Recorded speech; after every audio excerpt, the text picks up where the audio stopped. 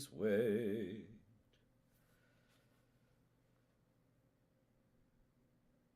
Sorry, that was a millennial pause. Ha! I'm Gen X. I'm not a millennial. Uh, all right, it looks good. No viewers yet. That's fine. I usually don't have any. Actually, let me take a moment.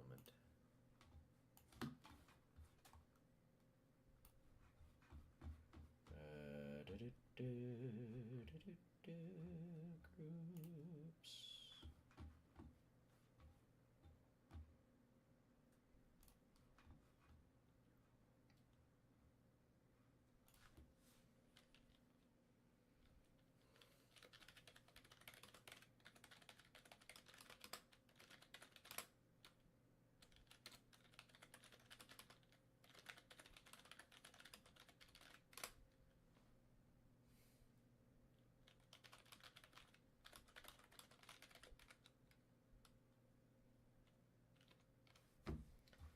Okay.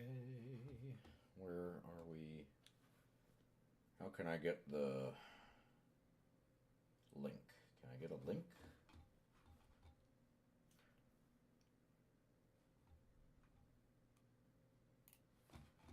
Oh, fine. I'll go to YouTube.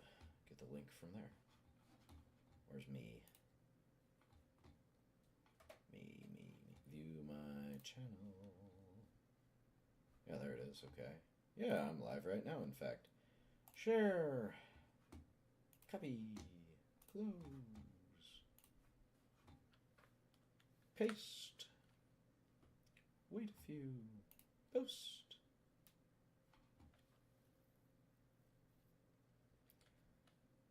Let's give you guys even less advance notice.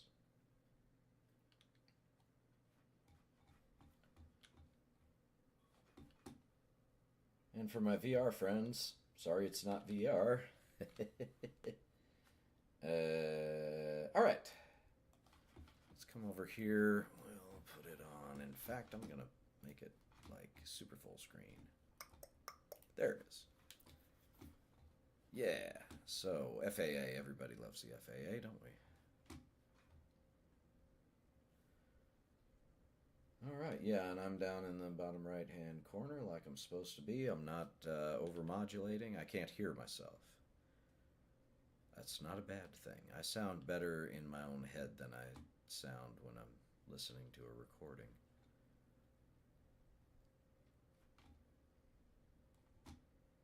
And also, I really hope I sound better on this one than I did on the other one.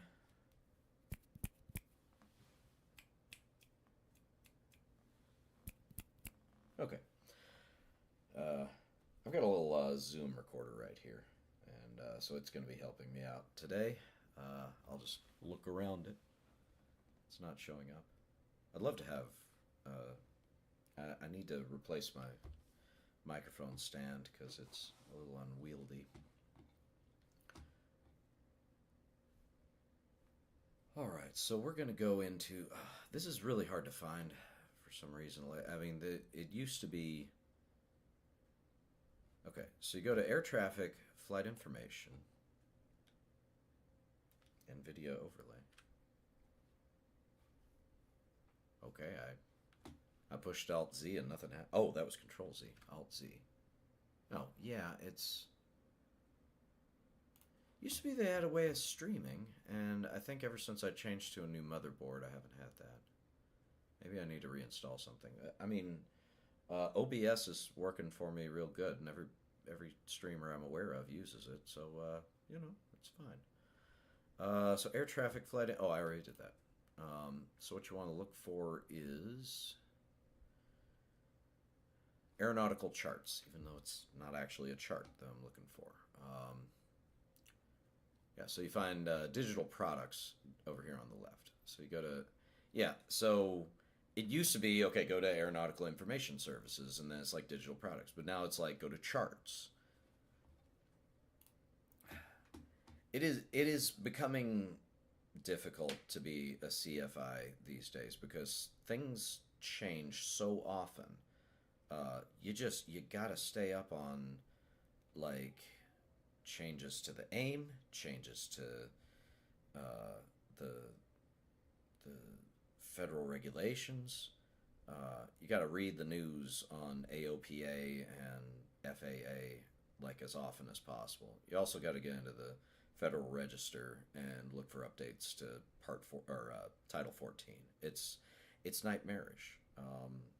I discovered kind of with short notice that that the rule about uh, currency for carrying passengers, which was 3 takeoffs and landings within the preceding 90 days, unless your flight is going to happen at night, 1 hour before or 1 hour after sunset to 1 hour before sunrise, then you need 3 full stop landings during the same period within the preceding 90 days, which right now I have.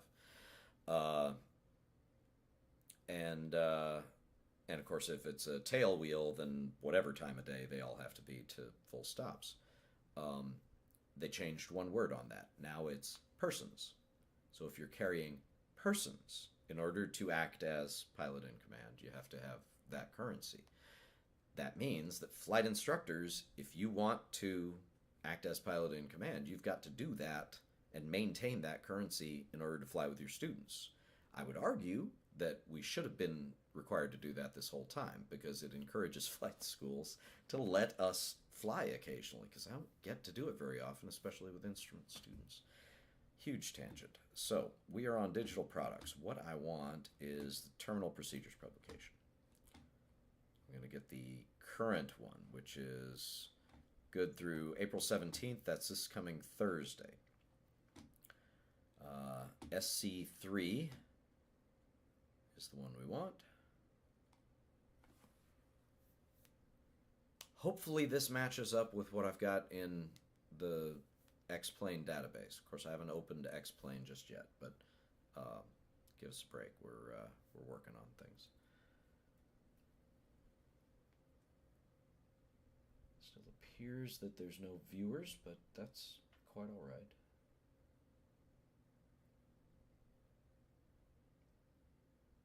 Let's see. Yeah, it's fine.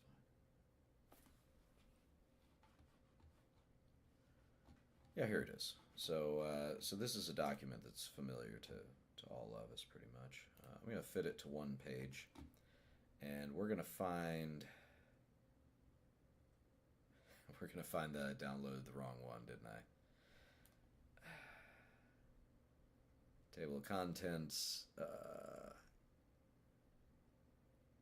Coleman, Comanche, Corpus Christi, Castroville. No College Station. No problem. No College Station, no problem. Let's go out of this and go back. Go forward before the cache is cleared. Oh, son of a gun. I think it's SC4. I get so used to flying around this area, or, of course, having ForeFlight.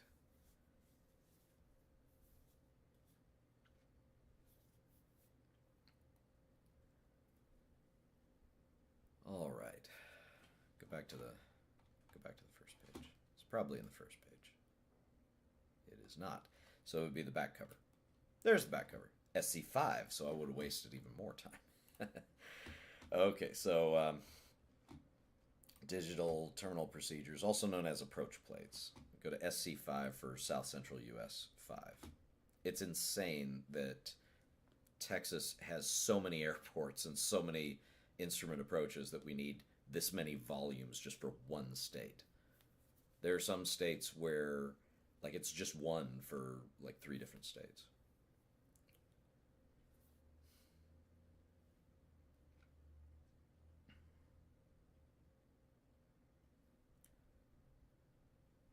All right. 10% left. Okay, great. So we're gonna have a look. We're gonna pick. Actually, I'll do one of 2 possible arcs. I'm gonna go ahead and get the current weather. Not LHB, I want CLL. This is the new aviationweather.gov. I'm kind of a huge fan. That is really strange. KC, I don't know where that came from. I don't own a cat, but maybe one walked across my keyboard when I wasn't watching. Okay, KGTU, KCLL. Oh, no, not cross-section. Okay, there we go. All right. I mean, I could have just zoomed in on College Station, but surface winds from the south gusting to 20, it looks like. We get observations.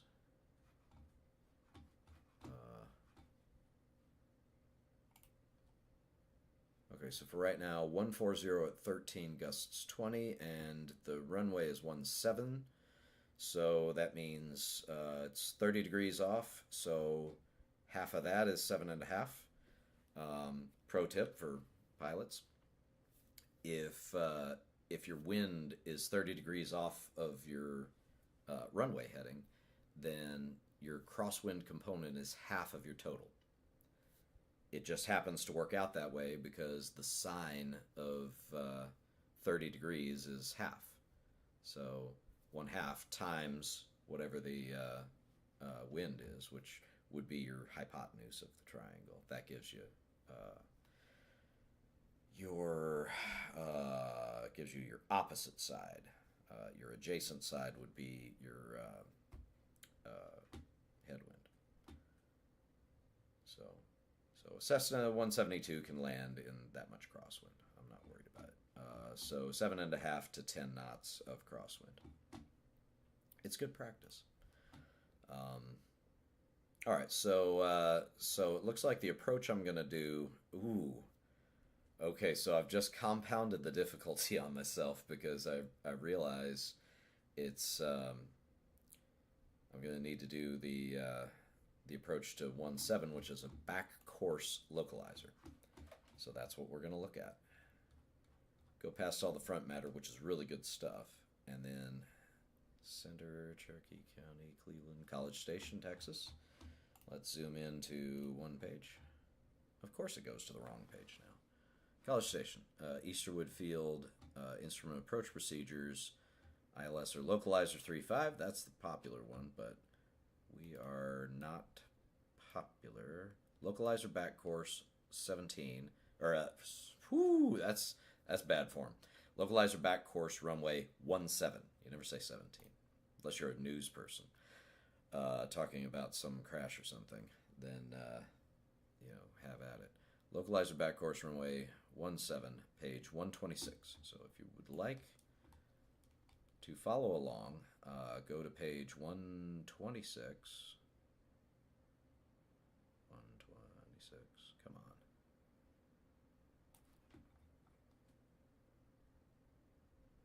876. There it is. All right, so that is a comparatively short arc going from 299 to 346, which is 45 degrees.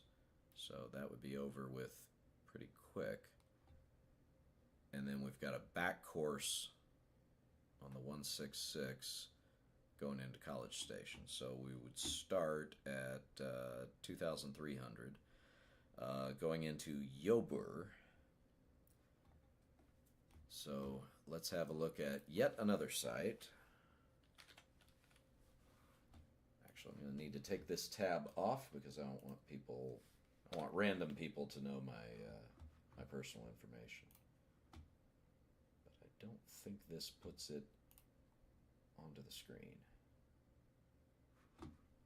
It does have my full name, but I'm pretty sure my name is already on something, so I'm not worried about it. I'm not going to get controversial on this YouTube channel. All right, here it is. This is flight service, which while we've still got it, let's use it. I'm a huge fan of this. So So this approach, this specific arcing approach, takes us in from Yober. So what I'm going to do is put myself on this airway right here, Victor 548, which is a 299 uh, outbound radial, the reciprocal of which would be 119. 30, 30 minus 18 is 12. So for 300, the inbound would be 120. So take one off of that and you get 119. So I'm going to remember 119 for that. Great. Okay, so I'm going to fly that. I'll probably put myself at Dript, which is out here, and at 18 DME, and then fly inbound to Yober. Then we're going to turn left, 90 degrees to the left, and follow the arc around. Now, I've not done this in a long time. It's I think I calculated it's been almost 7 years since I've done one of these approaches. I've done plenty of arcs for practice with the G1000 glass cockpit, but I've not done one with the old steam gauges. So I'm excited to do that because I've got students who kind of don't understand the philosophy behind how people fly these. They'll get into a glass cockpit and somebody will teach them, well, you need to turn 10, twist 10. If you watched my terrible previous video on this, I showed both methods, the turn 10, twist 10, and the just follow the bearing pointer. Today I'm just going to do the two. I'm going to do same two, turn 10, twist 10, and bearing pointer, but I'm not going to do the bearing pointer one until I'm going to swap out airplanes. I'm going to start with the steam gauge Cessna, and then we'll go over to the G1000 Cessna, X-plane 1000 Cessna. Hope that's clear as mud. So yeah, we'll come in here, and then we'll do the arc around to the final approach course, which is over here. So we've got two different navigational sources. If I pull that up on here. So for this approach, I've got to tune this 113.3 right here in one navigational aid, and I've got to tune the 110.55 in the other one. I could swap back and forth if I didn't know what I was doing. You don't want to do that, because for however long it takes you to swap back and forth, you don't really have reliable navigational coverage. I want to have reliable navigational coverage without having to push a whole bunch of buttons the whole time I'm flying, because we've got to consider that if I look out the window, I don't see anything. So, long story short, if you would like to follow along in your book, if you have the book, or if you've downloaded the book just like I showed, go to page 126. Or if you don't want to download the whole thing, you can do this. Right-click, click Easterwood Field, Airport Info, scroll down, and then find this approach right here, Localizer, Back Course, Runway 17. Oop. I don't know if you can see my cursor. I can see my cursor. Ooh, yeah, I can. It disappears when I do that, but yeah, there we go. So localizer back course runway 17. And we are going to start at that other waypoint that I've already forgotten the name of. It's fine. I'll start a couple of miles outside of Yober, and we will establish ourselves inbound. So I'll show you how to do that in X-Plane. This video is for students and also instructors. If you've never taught a DME arc before, here's how you can do it. I need to get back to my desktop. Strange. Two of my things disappeared. Maybe they updated themselves. I don't even know. Right. I've been farting around for 15 minutes. Let's get on X-Plane. Where the heck is it? There. Oh, way up here. Okay. I had to change the resolution.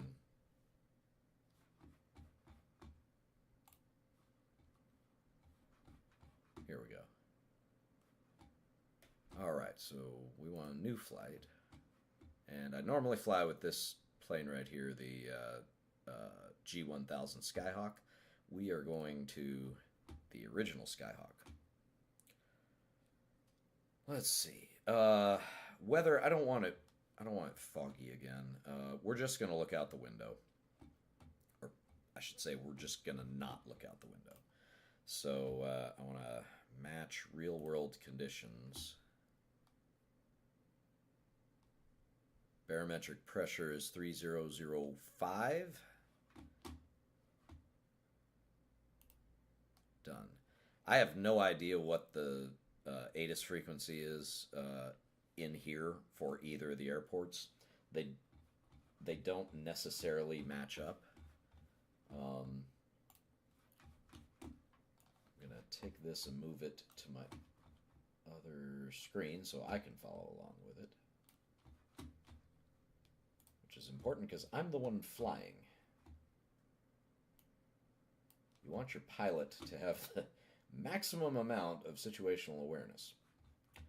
All right, so there's Yobur. All right, and we're going to put it on... okay, so right now it's clear. Time of day I also want to customize. Track. Done. All right, it is 3:18? It is not 3:18, it's 4:18. It's 3:18 standard time, but it's 4:18 daylight. I wish it didn't change. That would be awful nice if it didn't change. I think we got everything. So I want to start. Not there. Let's customize. Let's go runway 16. 10-mile approach. This is just to get us in the air, so I don't have to drag it very far. I'm going to use the map function to situate. There are a lot of flight schools that use X-Plane so that the instructors can demonstrate things to the students and the students can try things out. You should really consider getting the commercial edition for that. I'm going to advocate for that.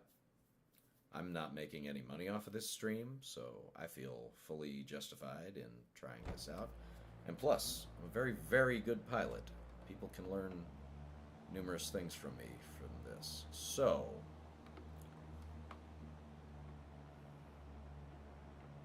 wow. Okay, we're moving this guy out of the way, and yeah, I forgot that I have no way of looking at my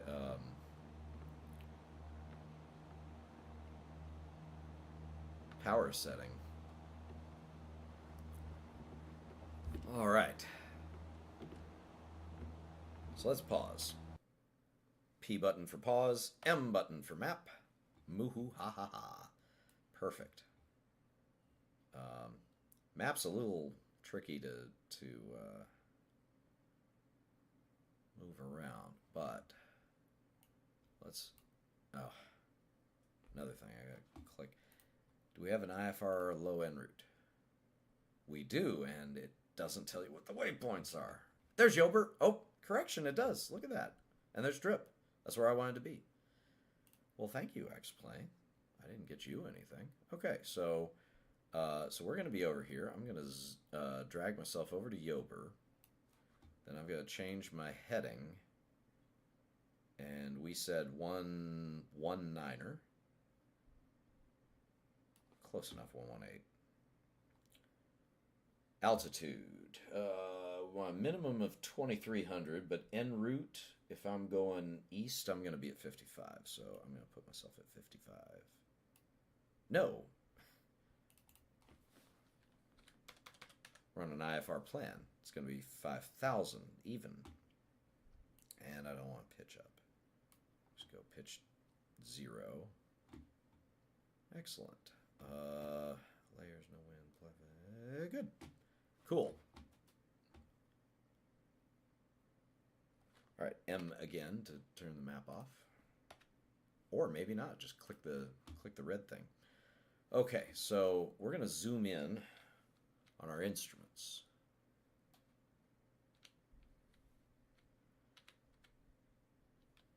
Do I need any of these? Fuel flow, gauges? I don't need any gauges. Okay.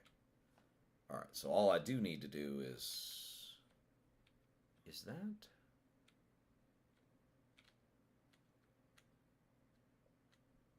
Okay, that's a light feature. That's not, okay. Over on the left side, it looked like there was a smudge to my... Okay, that's not a smudge on my monitor. Stop freaking out. Okay. Okay, so I'm going to do this while it's paused. I'm going to set everything up that I would normally set, except for the GPS. Normally, I would come up to here and do procedure and then say select approach, and it has no idea what airport I want to go to, so I would go back to plan, FPL, and I would put in KCLL, go direct to KCLL, then select the approach. But I'm going to pretend like my GPS is broken, but magically I have a DME. So, and the FAA says that you can absolutely do this legally. So you just put in CLL. This is the nav aid. There it is. College Station. Enter. Accept. And I'm going to make sure it's going direct to that. Enter. Okay. And then I'm just going to go to... okay. Oh, no, I don't want the CDI on GPS. I want it on VOR/localizer. Okay. This is a lot of work. Okay. But I would have done all of this stuff en route. So this is how the whole thing would have set up. Maybe for the next stream, I'll do all this prior to starting X-Plane and the stream, and then I can just jump right into it. All right, there's the distance. If I hold clear, does it? Yes, it does. Okay, so this is default nav mode. What I'm really looking for is this number right here, which is 0. If I unpause it briefly. Okay, now we're at 14 miles. That's exactly what I wanted. All right, so College Station is 113.3. I'm going to put that into nav 2. So nav 2 is going to be down here, the 430. But you have to click that first to go to the nav mode. It's been a while since I've simulated a 430. I showed some Air Force students how to use it previously, but it's been a long time. 113.3, 113, the little knob is the decimal, and then you click. I call that the crossover. I don't know what other people call it. I already have 113.3. Must be from the last video I did. But there it is, CLL. So this should tell me the distance from CLL no matter where I am oriented from CLL. It doesn't. I wouldn't have to be on the same course line when I first clicked the direct button, which should be the same course line, but whatever, man. All right, and we already said that I want a 119er to the station. So I'm going to put that up top, 119. And I do have a 2 indication. Okay, and then on nav 1, I'm going to want, click that, 110.55. It's already in. Okay, great. Yeah, I haven't really changed anything. Okay, so I'm just going to leave that as is. I'm not going to, okay, so I'd be talking to Houston. Well, I mean, while we're frozen, let's do what I call the wire checklist. Here we go. No, I don't want to file the flight plan. Okay. No, I'm not. No, I'm not bothering with this. I'm not bothering with that. I just wanted to find out what the ATIS frequency is. Well, fingers crossed. Let's see if the ATIS is the right thing. 126.85. Because I totally forgot to write down what the altimeter setting is, and it defaults to 2992. Okay. 126.85. Oh, hold on. I would normally do this on COM2. 126.85. Oh, I hate the way it goes by 8 kilohertz instead of 25 kilohertz. And there's no way to change it. You can do it in Microsoft, but you can't do it in X-Plane 11. 126.85, not 875, 85. Okay.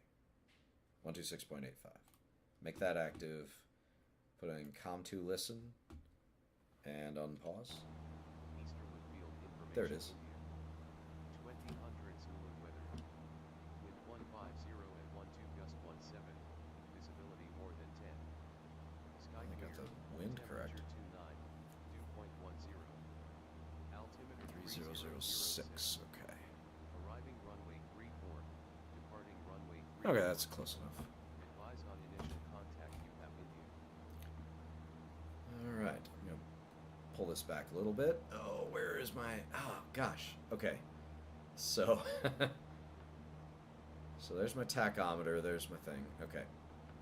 Oh, I'm descending a little fast. Also, I want to switch this back to... if I hold this down, it should go to 121.5. There it is. Nobody's meowing on the frequency. That's great. Okay, so inbound. Let's see. That's 11, and I'm looking for what? 11.76. How did I end up inside 14 DME? All right. Well, that's fine. Pause. Map. Oh, I'm way inside Yober. I meant to put myself on drip. Let's put ourselves on drip again. Yes. What's this? Oh, that's why pushing M didn't do anything.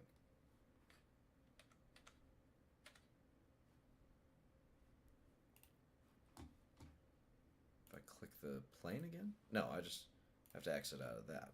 Then I hit M. And the map goes away. Okay, great. I much prefer keyboard commands, usually. Okay, unpause and pause. All right, there we go. 17.4.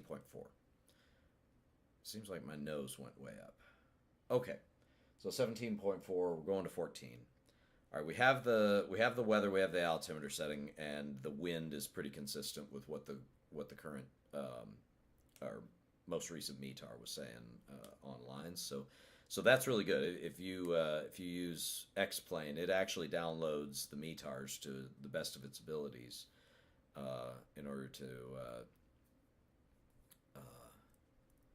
keep you honest. All right. So wire checklist starts with weather, instruments. So pardon me. So I'm going to want to listen to nav 2 and push to ID.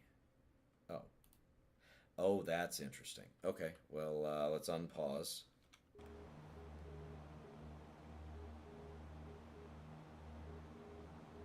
Okay, so that was dash dot dash dot dot dash dot dot dot dash dot dot, which I don't speak Morse code, but I'm looking at it right here, and it's spelling out CLL. As far as the ILS, it is tuned and it's ready to go. I just don't have it.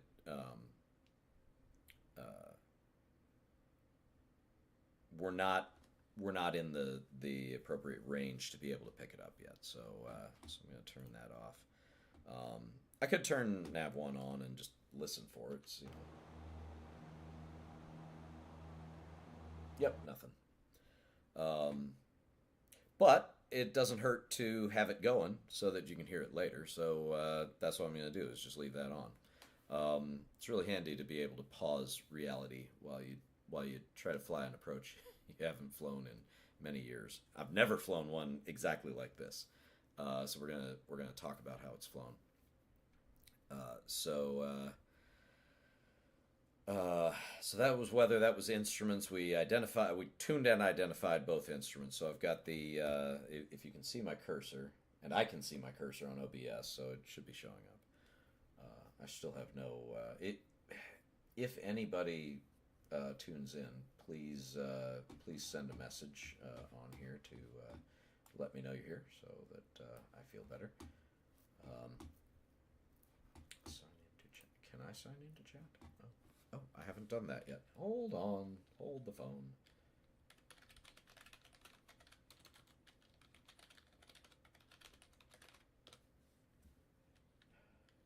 Uh,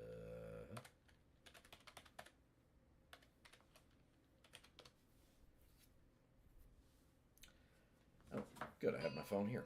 Hee hee. Uh,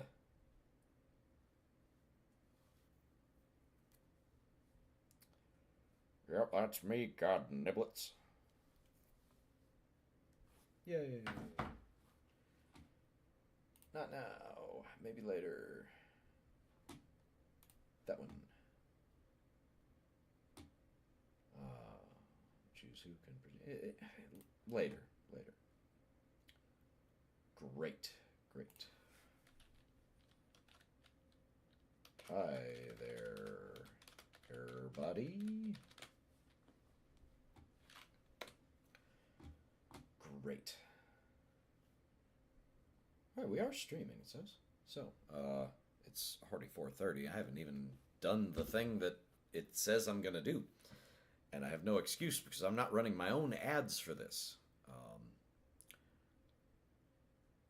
I'm also turned well right of my course, etc. Okay, so back to the wire checklist. Radios.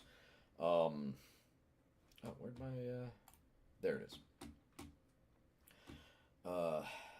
So Easterwood Towers 118.5, so I would have that in COM 1 in the standby, so 118.500.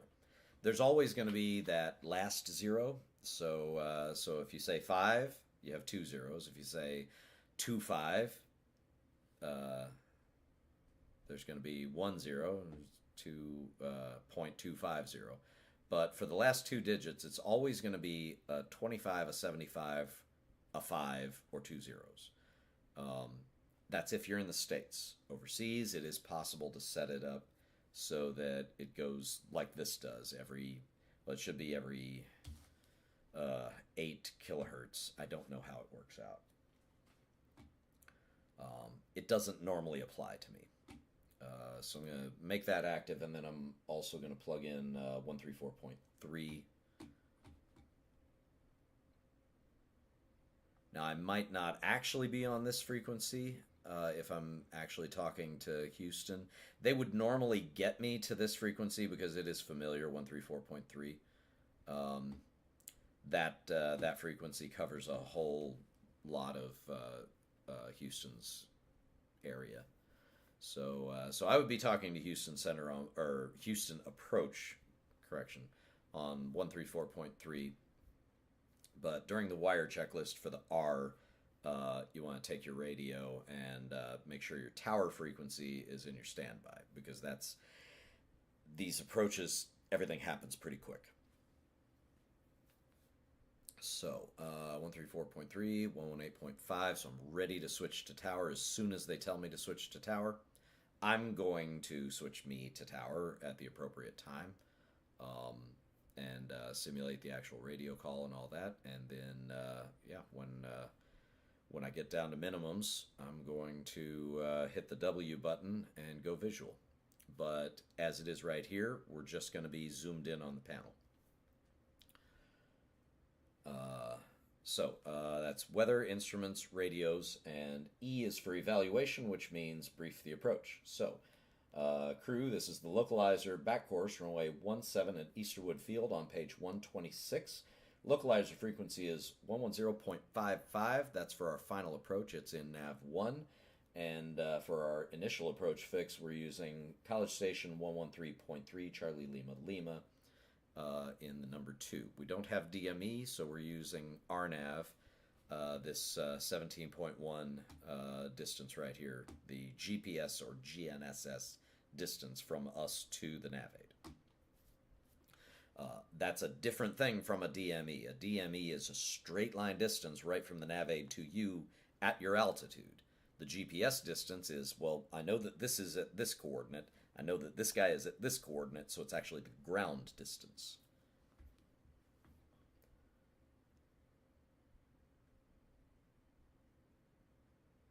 Right, so this is the localizer back course, runway 17 at Easterwood, page 126. Localizer 110.55 is in nav 1, and 113.3 College Station VORTAC is in nav 2.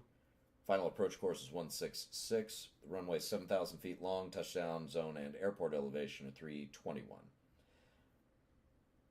We're starting at Yober, turning left to intercept the College Station 14 DME arc at or above 2,300. No procedure turn required. We have a helpful lead radial of 344. We're probably not going to use because that's usually for like military planes, really fast movers. We're just kind of eyeball it on the localizer course, frankly. So I'm going to call it when the localizer course is about. I'm not used to having that many dots. I'd say probably when it's. We'll say half scale deflection. If it doesn't work, we'll make a correction. Before I do anything, though, the inbound course is 166. Let me go ahead and put 166 in here. That'll remind me what course to turn to, even though there's a special detail about the localizer if you're doing a back course. If you don't have an HSI, you have to fly your back course using reverse sensing. It's gonna assume that you're facing in the other direction, and if you're right of course, it's gonna indicate that you're left of course. So you have to tell yourself, I'm the line, not the little circle. Like Martha King of the King Schools likes to say, I am the line, fly to the donut. I love them. They're wonderful people. I've never met them in person. I hear they're really cool. They also, believe it or not, they do really good work with teaching the material. I mean, I learn stuff from watching them. It's not always as comprehensive as I like to go into, but I do like to watch them. Okay, I keep interrupting my own briefing. I would smack a student for that. Not really. I would scold a student for this. So we're going to start at Yober, intercept the 14 DME arc, arc around to the 166 inbound course, which is the localizer back course. We're going to reverse sense our way. Once we are established inbound, we can is off the wrong thing. Oh gosh, this is a flaw in my plan here, because I'm not actually going to know where that final approach fix is unless I plug in the actual approach. Okay, I want you guys to see this procedure. So I'm going to load it in nav 2. I'll load it in nav 2, and that'll give me the desired track and all that other stuff. But it's actually also going to give me the indication, because there's really no other way to do it easily, because I'm not going to get a voice telling me, oh, your radar, you're at the final approach fix, switch to tower, go ahead and commence your descent. And I'm also not going to be able to get a distance from ICLL. That's not something I'd be able to plug in. Uh, all right, so that DME is actually based on your distance from ICLL. So here's what I'm going to do is I'm going to pull up, and this is a thing with if you have the steam gauges instead of the G1000, you can actually have two separate flight plans in. So I'm going to use direct to the nav aid for my DME on here, but then for here, where is it? Flight plan? Okay, push the cursor and then put in K. Can I go left? Nope. K, ABC, L. Thanks for the L. Only give me one L. JK, L. Okay, enter. Accept. And then direct. Oh, come on. Highlight it, then direct, then enter. Okay. Now, procedure, select approach. Yay! Back course 17. Perfect. Enter. Transition, Yober. There it is. And I want to activate that. So now it's going to tell me all the distances. And I'm just going to leave it on here. Because it'll tell me where I am, but it's not going to give away, oh, you're left of course, you're right of course, when I'm trying to do it based on this. I know I'm nerfing myself, but I want people to be able to fly this without GPS, even though we require GPS in order to get the distance. But for military students, it's especially good because if they have DME because they have TACANs, so they can fly the whole thing off of the TACAN component of the College Station VORTAC. Okay, let's see what we can do here. All right, so now we have a way of identifying when we get to the final approach fix. So after that, we're going to descend to 940 because we're Category A, which is 619 AGL. And we do have a 1.5 DME visual descent point. So I'll try to commence descent no later than 1.5. We'll try to get down from 2,000 as early as we can. This is a non-precision approach, so that works fine. We'll give it maybe 800 feet per minute to get down there, and then probably won't start the descent until 1.5 DME. But we'll go visual basically about the time we get to 940. If we have to go missed approach, the instruction is climb to 2000 on heading 166 and radial 127 to Hedix intersection, which is 14 DME. Hold there, which of course you're going to hold going inbound to the nav aid, which means we would need to do either a parallel or a teardrop entry. Everybody's going to use a teardrop entry. So 127 minus 30, that's very roughly 100. So it's get to Hedix, go 100 to the left, time for a minute, turn inbound 307, and hold that way.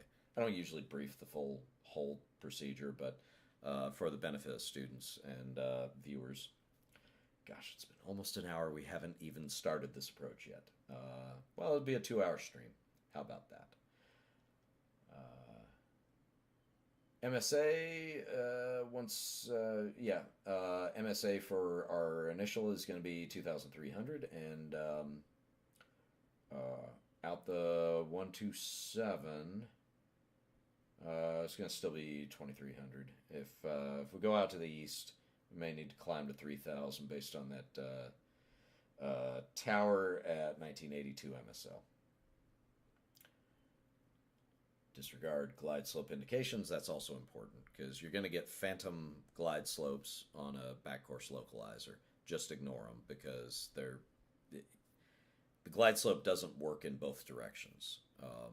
If your approach has a back course, that means they have extended the signal for the localizer to the other side of the runway, which College Station's ILS to 35 continues past the runway because that's also part of the missed approach procedure.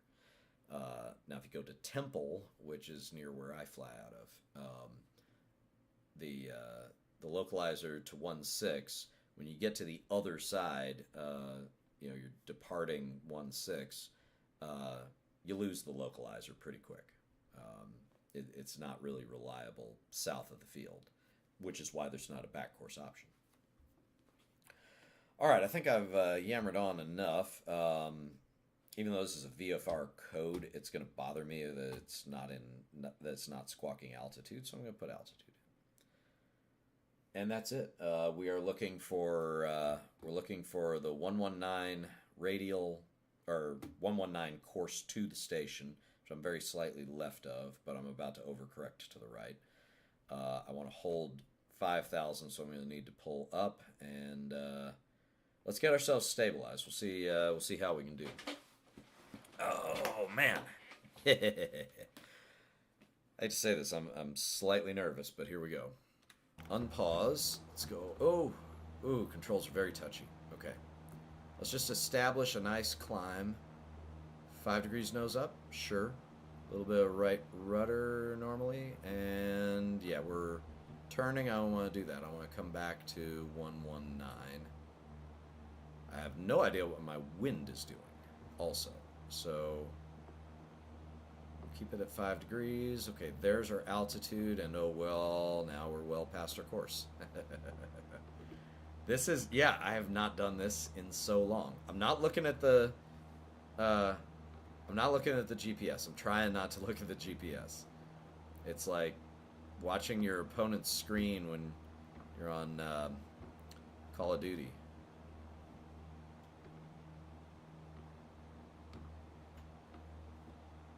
Alright, we'll bump us up to 2,500, which is pretty close to 75% power. Okay, oh yeah, this is, yeah, oh, and I do need to come a little bit more to the right. I'm pretty sure I've got a right crosswind, so let's hold 130 for now. And I'm 100 high, let's trim, ooh, and vertical speed just went way down. There we go. I'm going to put a heading bug on 130. There we go. So I'm going to hold that heading for now. Oh, stop climbing. Stop climbing. Jeez. Yeah. Steam gauges are easy to read, but they're not easy to as easy to fly with. I feel like I can fly a lot more precisely with the G1000. It's my preferred method. It does take a lot of getting used to. Oh, we're still climbing. Let's get back down. Also, I'm trying not to touch the power. Some pilots have a tendency to hold their altitude with their power, and it causes you to kind of chase the setting. So I'm going to pull it back to 2,500, and I'm going to fight to trim for 5,000 on the 130. Or, yeah. Oh, we're descending. We're descending like crazy for no reason. Let's go back to where we were before. There's 5,000. There's my altitude. And I'm looking for 14 the whole time. And I missed 14. Wow! This is... Okay. This is a lot harder. This is a lot harder than I expected it to be.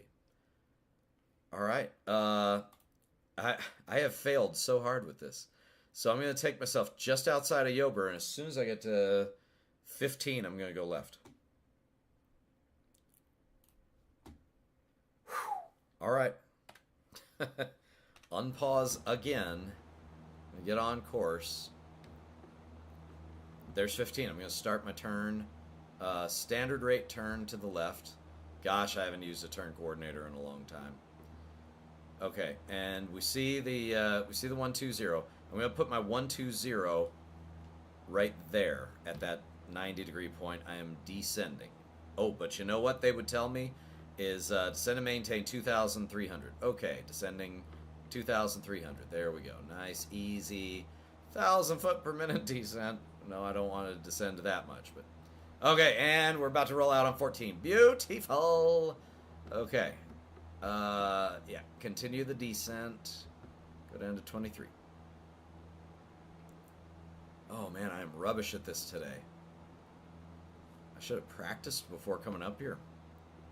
Ooh, don't turn right. Don't turn right. Okay. Now, continue that, but also turn 10, twist 10. So I want to be on, let's see, starting 300. I want to be on the 290. Oh, do I? Yeah. Yeah, I do want to do that. Okay. So 290. There it is. Okay, I have turned and I have twisted 10. So, so continuing down. Am I on 14? Okay, I'm 14.3, so I want to turn a little bit more. So yeah, my first 10 is gonna put 130 on the right, while we still descend 2,300. I'm gonna keep my nose down to about 2 degrees, 2.5 degrees, in between the 0 line and the 5 line. Oh, these indications are so so touchy. Actually, I'm gonna go ahead and put 150 on the right, so that'll put me on 160. So I'm gonna put my heading bug on 160 and just hold that and keep on coming down.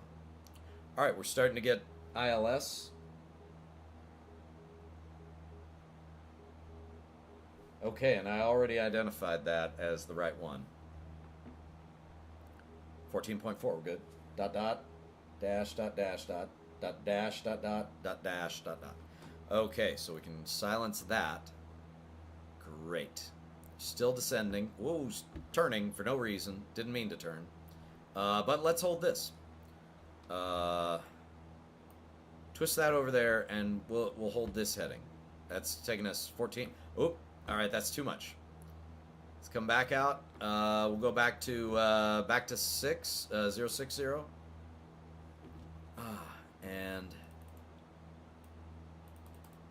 And there we go. It is. Oh, okay. That's not enough. Okay, I'm gonna turn 10 more then. I hate turn 10, twist 10 so much. I don't know why. I'm on 290, but this has not come in yet. It should be coming in like pretty soon. Or we're 14.1. We're still turning 10. This is some nonsense. I should be indicating the right radial, and I don't know why. I mean, it's indicating the right.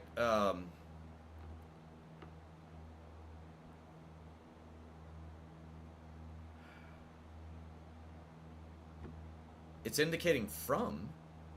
Okay. 113.3. 113.3. That should be the right one. That is an oddball thing. I don't know why that's not working. I mean, I guess you can just sort of ignore it. I'd prefer not to. I'd prefer to know, like, when this thing is coming up, but whatever, man. Okay, so 2,300, right? Yeah, we're coming up on that. So I'm going to start raising the nose, give myself a little bit of early trim, and add the power back in. Okay, now we are going to hold at or above 2,300, preferably within 50 feet high of that. And I'm just going to make little adjustments. I'm still on 14, DME, so I'm doing okay. Somehow or other, I'm still doing okay. But oh, I went below. Don't go below. Don't go below. There we go. All right, lower the nose.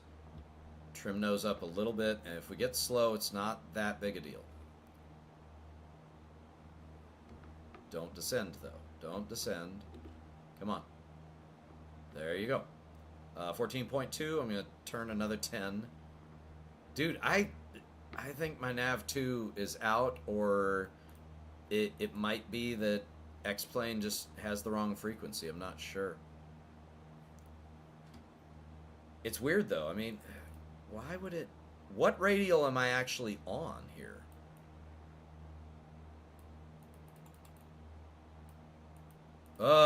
This is maddening. What is that? I'm really confused now. It should be centering up. Oh gosh. I'll have to write something in the description. I don't know why it's saying that I'm. Okay, pause. Why is it? I'm like reverse sensing.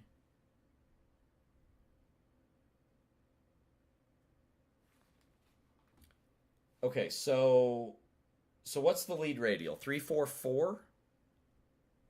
That means I'm already past it. Huh? I'm already past. Oh my good God. Okay.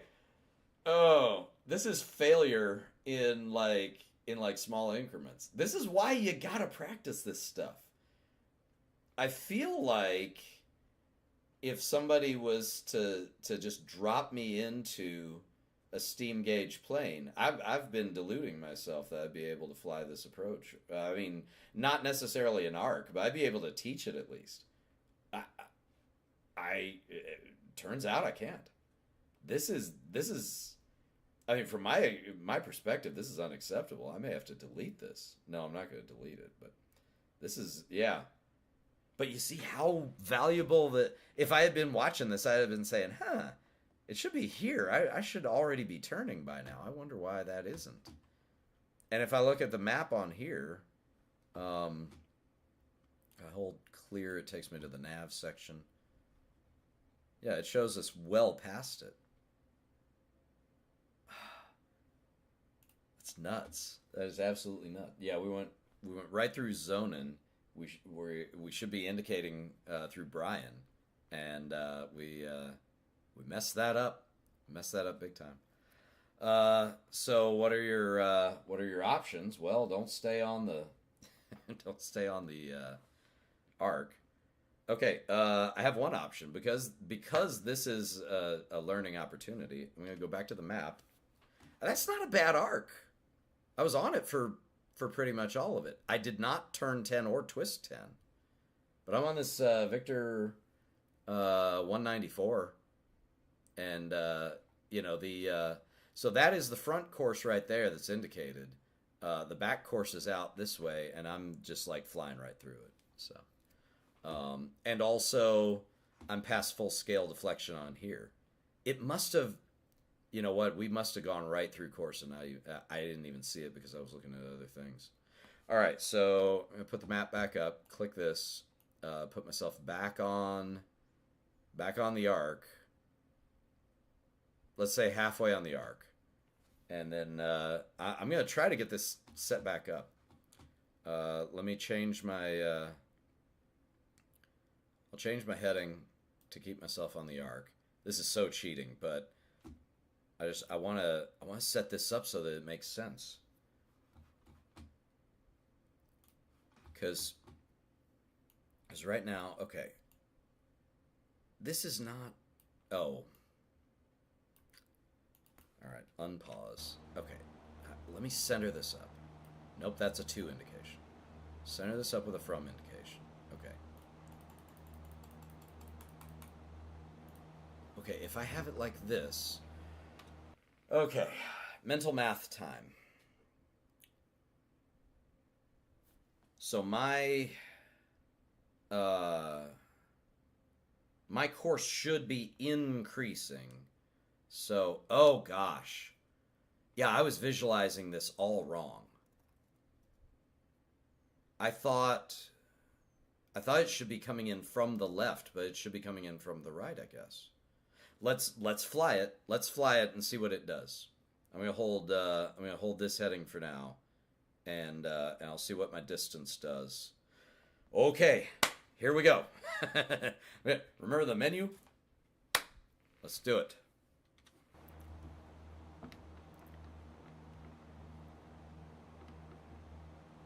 That was a pretty wacky movie. I enjoyed it. Okay, 14.2. Let's make a right turn to stay on the arc. I'll give it 080. Maintain your altitude. Oh, did we go right through again? No.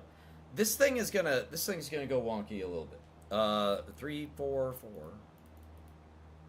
Okay, there's 344. Okay, so when that comes in, then I know I'm almost to the center line. Okay, 14.0. I'm gonna take some of this correction out. I'm gonna go back to 080, like I said. We're inside the arc, but it's not the end of the world. I mean, you've got like, if you can maintain like a half mile either side of the center line, you're doing like better than I normally would be able.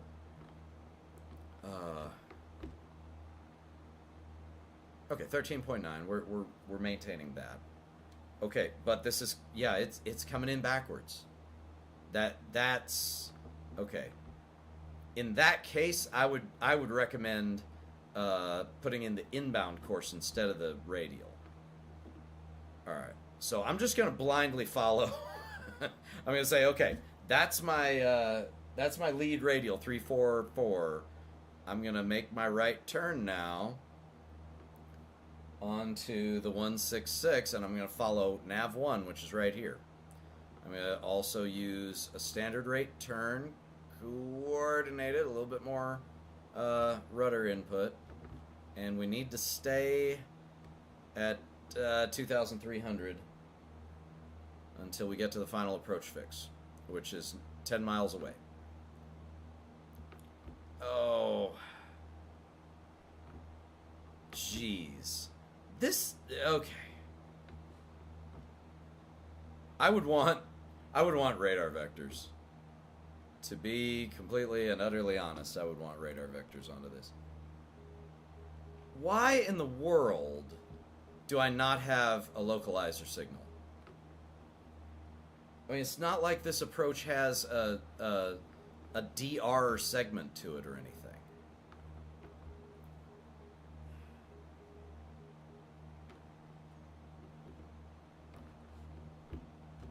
Well, fly to the donut, I guess.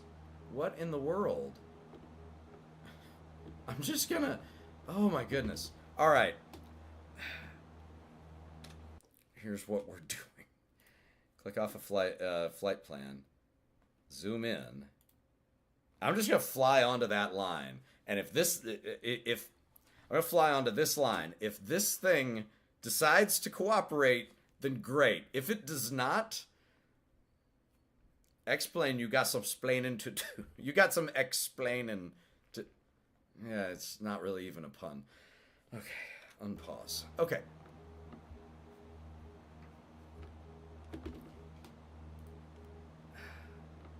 Okay, I'm gonna... Yeah. I'm gonna fly off of that. We're almost on center line. I've got a little correction going.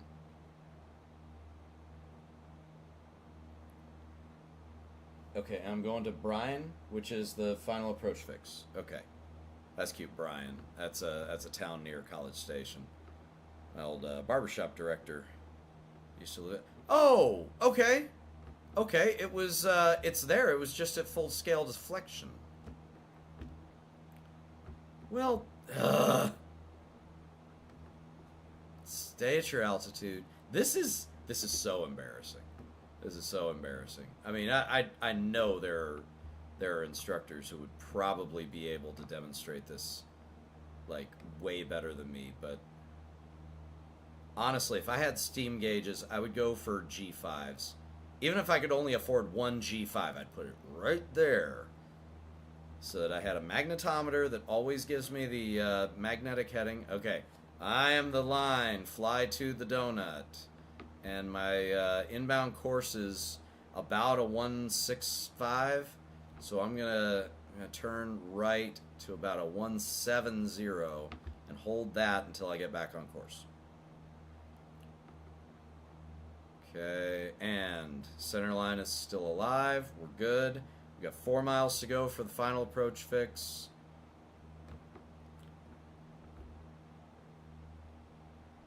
Okay, I'm about 2 degrees left, of course, correcting right. It's coming in, it's coming in. Okay, I'm going to take 10 degrees, or I'm going to take 5 degrees of correction out. Come to the left. Oh, nope, I need to take more than that out. Let's go 165 and hold it. 165, and we'll see what our wind is doing to us. Because right now, the only thing that could possibly affect us is the wind. On a 167, I'll hold 165, it's easier. 3 miles to go. Holding our altitude. Doing fine. What's our airspeed? 115? Okay. No, 110. That's a lot of indicated airspeed. We're alright. Okay, we're almost to Bryan. We're on course. 165 is holding our course. So guess what, buddies? We're gonna bug 165.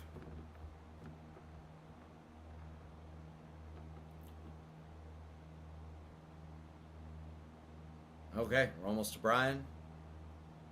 Skog 172 Sierra Papa, contact Bryan Tower, or contact Easterwood Tower. Good day.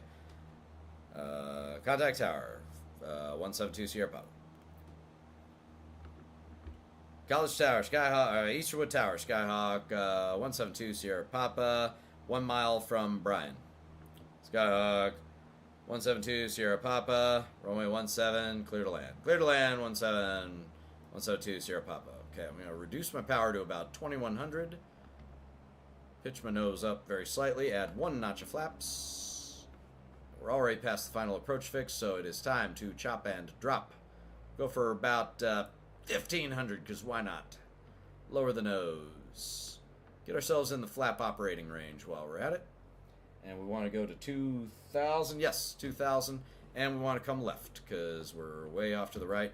So I'm going to come left to about 160. 100 above. And raise the nose. Add the power. Stop the descent. Keep that nose in. Power setting about 2100 to hold the altitude. Oh, that's too much turn.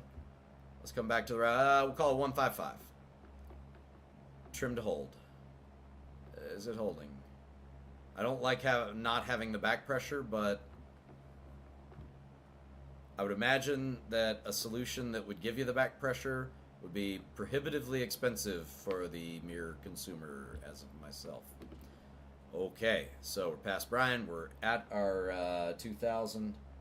Oh, I should have already been at 2000. Rubbish. Okay.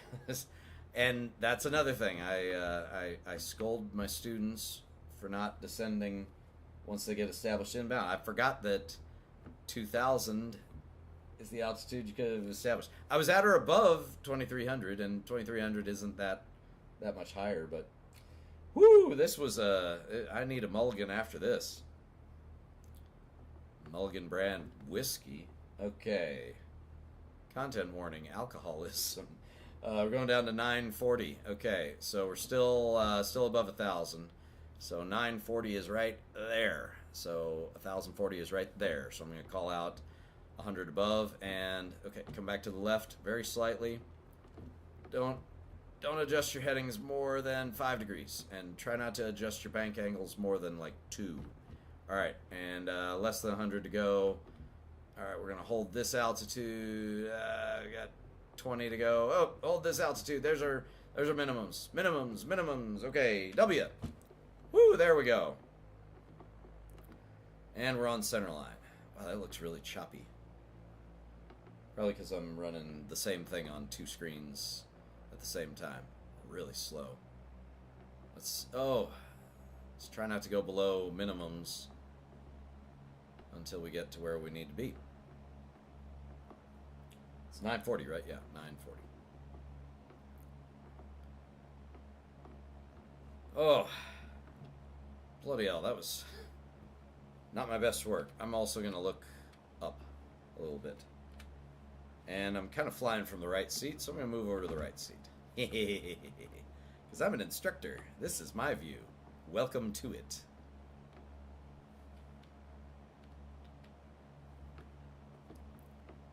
All right, we're on center line, and oh, what was it? 1.5 or zero point 0.5 now. So now I can really chop and drop. It's my airspeed. Oh, we're well within. Yeah, yeah. Okay.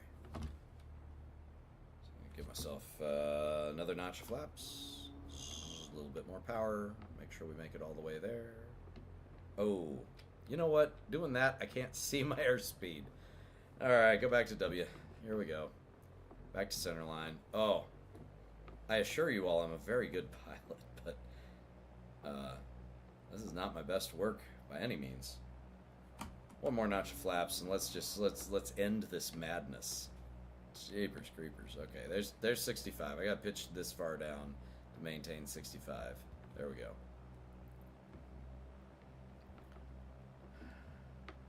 Okay, my lovelies. I've got the Pappies. Actually, no, those are Vassies, and I'm high. So, something people don't realize about Vassies and Pappies is you can't hold Vassies or Pappies and touch down on the threshold. You gotta take yourself all the way to the aim point, which is the 1,000-foot markers, which are right here, the big, bold, white rectangles. And then we touch down in the touchdown zone. That was harsh. We had gotten kind of slow. Oh, man. Well, I learned a few things. Jeepers creepers. So now I know. That's really strange. I didn't realize that that the needle would come in from this direction and go to that direction. I thought it would always, like if I was going around, I thought it would always be in the direction that. Because I was envisioning myself going left, so I thought the next radial up would be off to the left, but was off to the right instead. It's very strange. And maybe I guess the thing to do would be to figure, instead of putting like the next radial, the 10 degrees up, I think the thing to do, rolling out of your 90-degree turn, because let's have a look at what we just did. So this was the plan for what we just did. Was to come down here on the airway, get to Yober, read 14 DME here, and make a left turn. And you want to turn left 90 degrees, which from 120 approximately, that's what is that, 030, and I went 060 as I recall. Oh gosh, it's been ages, but yeah, you want to start about. Is that what I did? I should have gone 030. You know what? I probably did. I just don't remember now. So you go left to about 030, but I was like, okay, well, it was the 300 radial. It should be the 290 radial. Oh! No? Did I do that? I should have been increasing it to the 310, and I'm pretty sure I did that.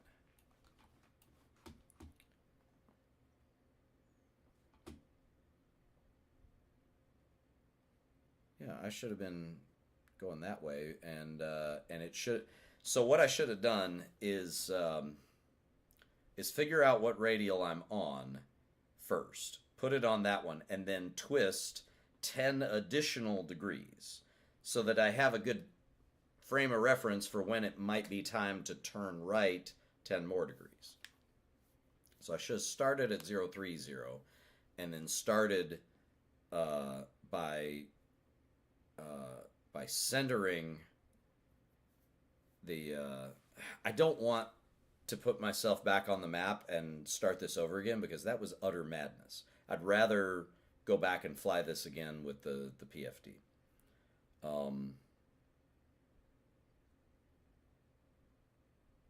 Yeah, because that was really nuts. But I guess what you would want to do is start here at Yober, make your left turn.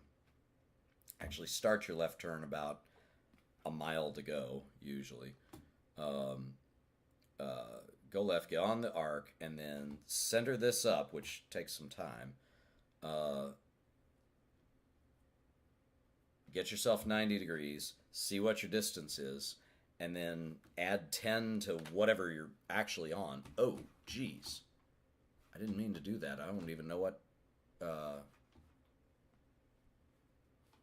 do I close this? Oh, this is awful. Uh,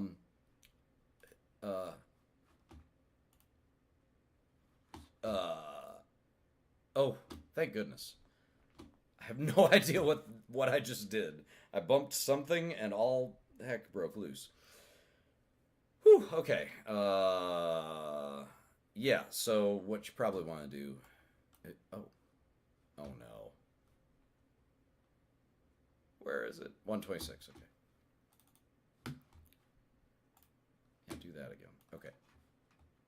Yeah, so what you probably want to do is center this, then add 10 to whatever it actually is, closer to the north, and then just fly that. You know, fly the current heading, and if it doesn't work for you, if your distance starts increasing or decreasing, find a heading that fixes it, and then just hold that heading, whatever it is, until this centers up, and then as soon as it does, add 10 degrees and twist this another 10 degrees.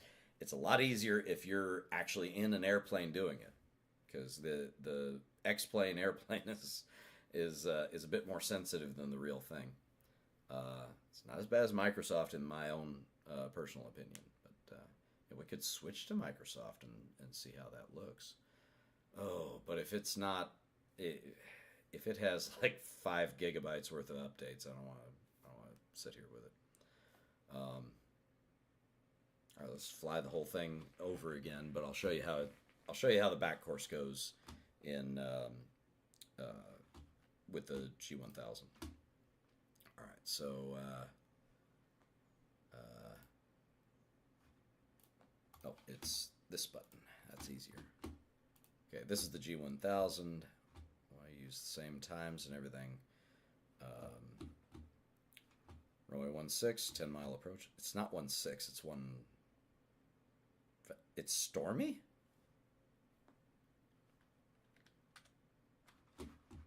Un moment, s'il vous plaît. Observations. Hold on.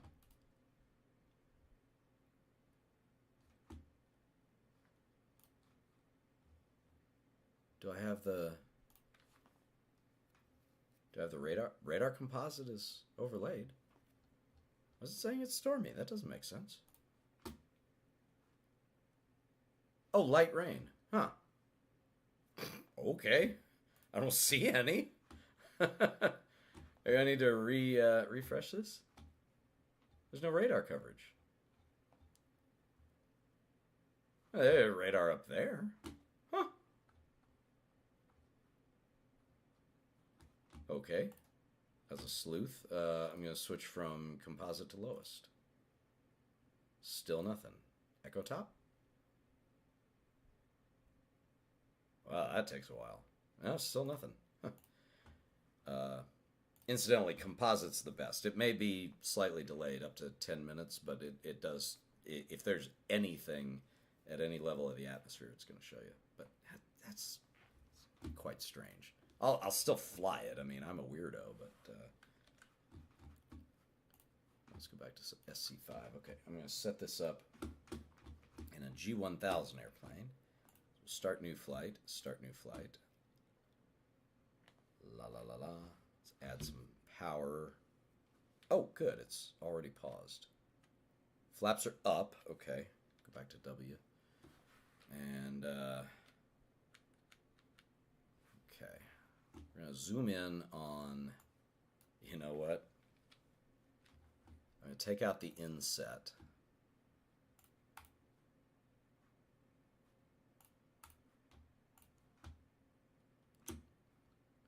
Zoom in, and we'll just do this off of what I call the green needles. So 113.3 in the number 2, 113.3, Oh, okay, yeah, they're already set up. 113.3 is active number 2, and 110.55 is active number 1. What we don't have is our bearing pointers. So I'm gonna have bearing 2. I don't need bearing 1 because that's gonna be the ILS course. Now, right now I'm on that, so I'm gonna move back to here. No, oh, I clicked the field and not the, go away. Click the airplane. Click the airplane, you extraordinarily silly person.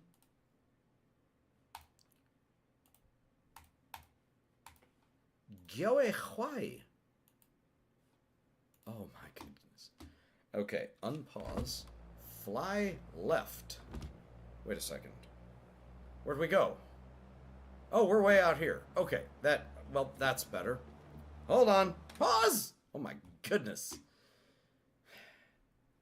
All right, put us back on Victor 548. Center line. 5,000 feet.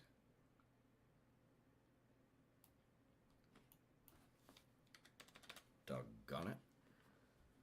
Speed, I don't want that much speed. Give me 115 true. Pitch 0. And heading back to... Fine. 119. Okay. There we go. Are we good? Are we good? There's Dripped. There's Yobert. Counting down to 14.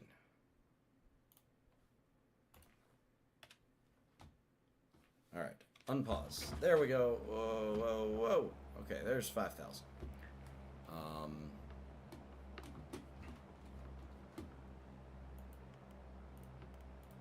Easterwood Field Information Delta. 2100 Zulu weather. Okay. Wind 170 at 13 gust 19. Visibility more than 10. Rain. Sky conditions indefinite scattered. Temperature 29. Dew point 11. Altimeter 3003. Arriving runway 16. Departing runway 16. Advise on initial contact you have Delta. Oh, I forgot. I need to be on... Well, I need my DME first and foremost. And then... Oh. No, DME needs to be on...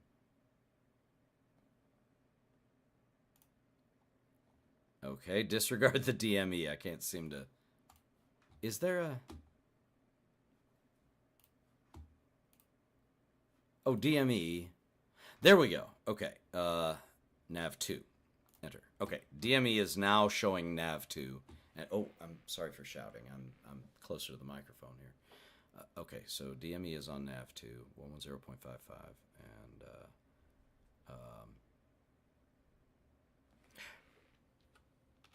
correction, 113.3. Delta. 2100 Zulu weather. Wind 170 at 13 gust 19. Visibility more than 10. Rain. Sky conditions indefinite scattered. Temperature 29. Dew point 11. Altimeter. Altimeter 3003. 3. Okay. Arriving All right. runway 16. Now I've got our Departing altitude. runway 16. Advise on initial contact you have Delta. Yeah. Okay, and switch back to 121.5. Now we've got 118.5. 13. Oh, go back to 134. Go back to 134.3. All right, is anything else going to go wrong for me on here? Oh, let me go back to transponder altitude mode. That drives me nuts. All right, no inset. I'm not playing with insets. We got 2 miles to go. Everything is as previously briefed, but CDI needs to be on VOR2, and it needs to be on the 119er course. I forgot to do that. So we'll just click it. Oh, look at that. Course 119. Sure. All right, we'll get back on the 119 course. Perfect. Okay, unpause. All right. Oh, yeah, there it is. Okay, course 119, and Oh, that's so much better. Okay, so what we would expect is Skyhawk 451 Echo Romeo, descend maintain 2300. Okay, descend and maintain 2300. Correction, 172 Sierra Papa. Just gave away who I work for. 172 Sierra Papa, and down here, DME. We've got almost one to go. Keep the nose down, trim it so it doesn't pop up. There we go. 15.1. I'm going to give it another couple of seconds. 14.9. I think 14.7 will make the standard rate left turn. 14.7, here we go. Okay, now for our standard turn, we're looking at this little purple thing right here. Clearly don't have enough. There we go. So we are turning left. I'm trying to keep this number at 14. 14.0. We may be slightly inside, but that's okay. We can just keep flying straight ahead.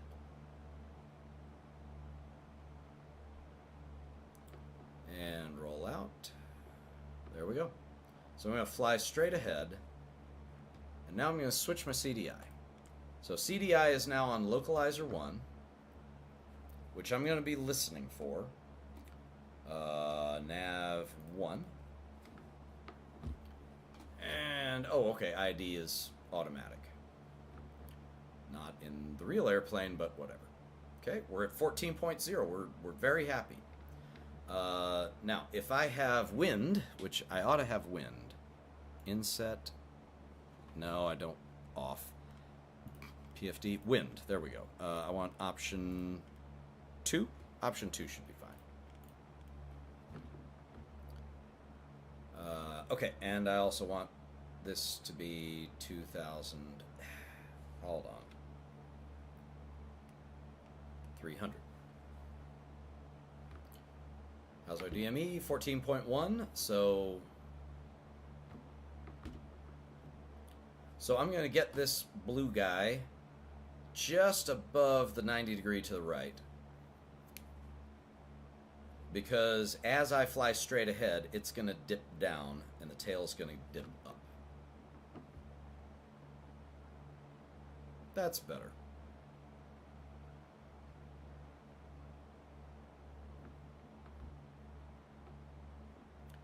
It's only 45 degrees, roughly.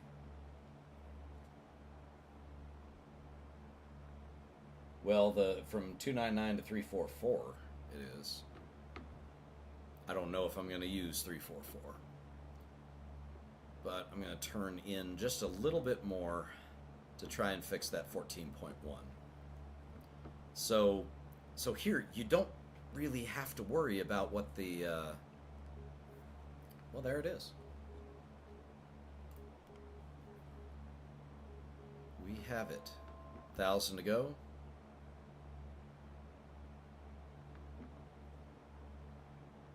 Still no viewers, still no chatters. Well, I wouldn't know if I had any viewers because I don't see any. That says top chat. Is there like all chat?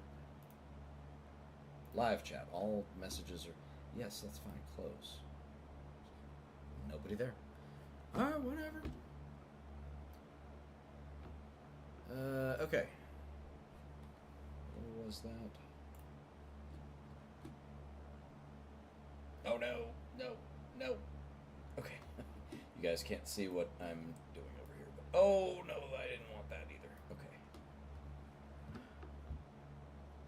I was trying to look at the doggone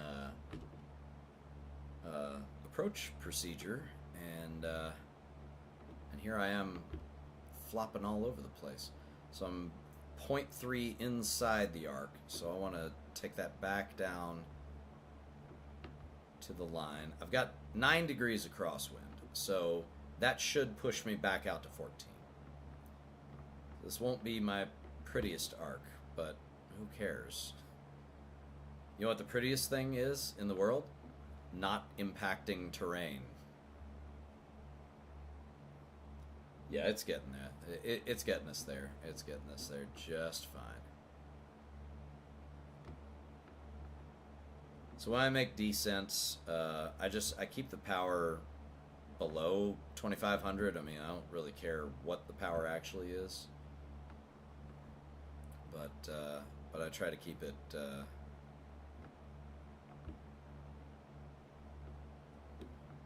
at or below 2500, 100 above. Keep my nose down to 2.5 degrees because that gives me about 500 feet per minute descent rate, which means when I get to 50, I raise the nose, add the power, level back off. So we're going to go for, let's say, 2400 RPM because 2300 feet, we're pretty low to the ground. We're right on 14, so flying straight ahead is working for me. This is such... Where's my cursor? This is such an easier thing, at least for me, to identify visually.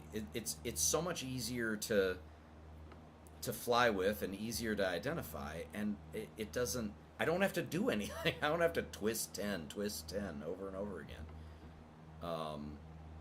That seems to mess me up. The only time you have to do the twisting and turning is if you have the other type of CDI.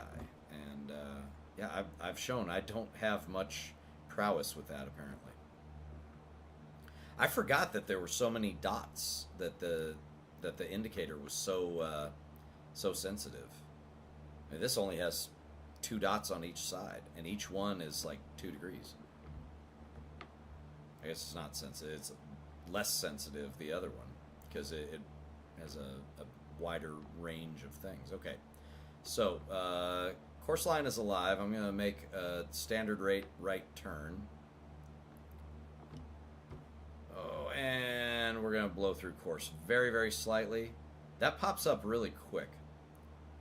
We're kind of established right now, so I'm going to go ahead and start my descent down to 2000. And there we are. Okay, so we're very slightly left of course. I mean, you want to roll out on it, but if you don't, just make a little correction. 5 degrees should do it. Oh, keep my nose down just slightly. Just like that. And when we get there, raise the nose. And slow down to about 110, and then add the power.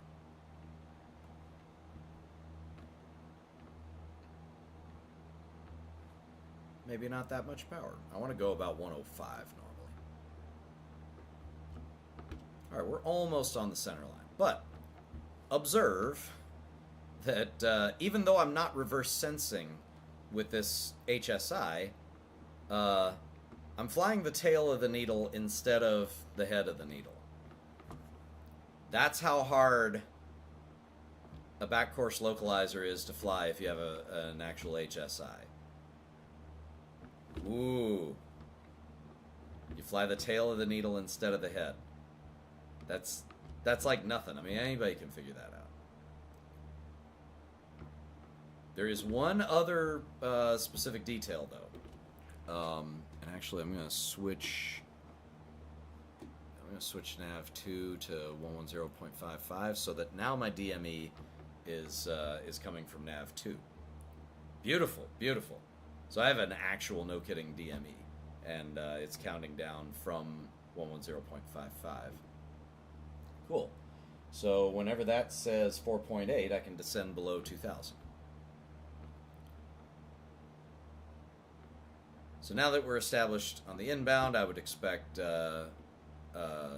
Houston approach to say Skyhawk 172 Sierra Papa. What would that be? 6 miles from the final approach fix. Contact Easterwood Tower. Good day. Contact Tower Skyhawk 172 Sierra Papa. Good day.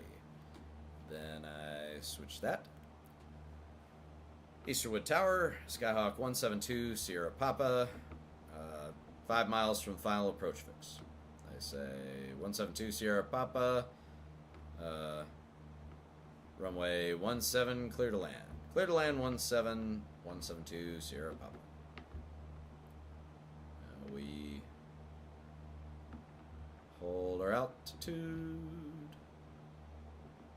Hold our course line. Just make little tiny corrections. Slightly turbulent.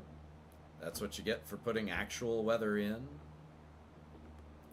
I got this heading bug, and it's not really doing me any good, so I'm going to get it out of my way.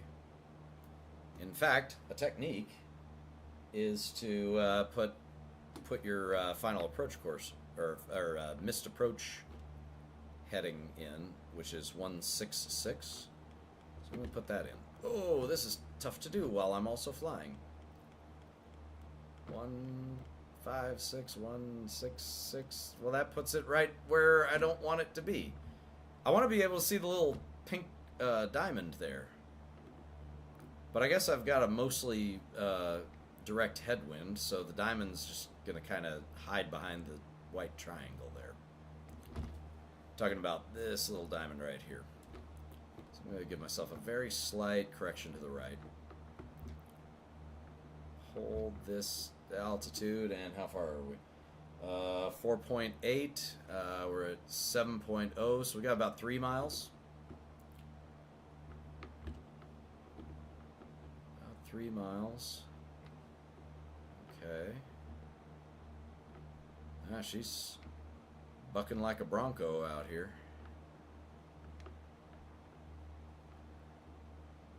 6.3. What have we got left? 5.8. I'm going to reduce the power and add the flaps. Here it comes. Reduce the power about 2100. Hold the altitude. Flaps will help you do that. Whee! Oh, golly. I'm a general. Whee!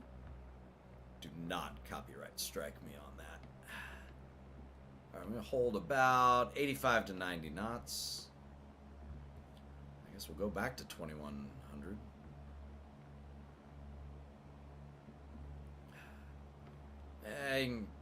There's a tendency to get a little slow. Okay, so I've got 0.2 more, and then I can descend.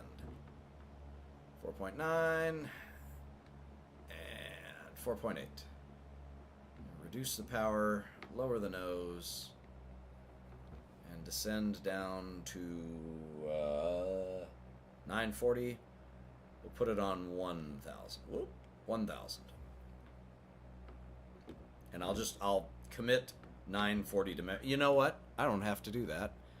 I can put minimums on. That should say barrow, but... And we'll make it 940. Ooh, we're going way off to the left. That's what I get for not flying. Aviate, then navigate, then talk to your streamers who aren't even there. Alright, coming back over. See how sensitive that is. I barely changed anything, and it really rose to meet me. So, alright, so minimums are on. 940, and when we get to 940, she's going to say, minimums. Huh? Oh, there she goes. 940. Perfect. You don't have to put the altitude bug there, but it can help. Okay, so distance is now 3.1, and our visual descent point is 1.5. So when we get to 1 point, I'm going to stay heads down until we get to 1.5. Then I'm going to hit W, go to the default view, and we're going to land this puppy.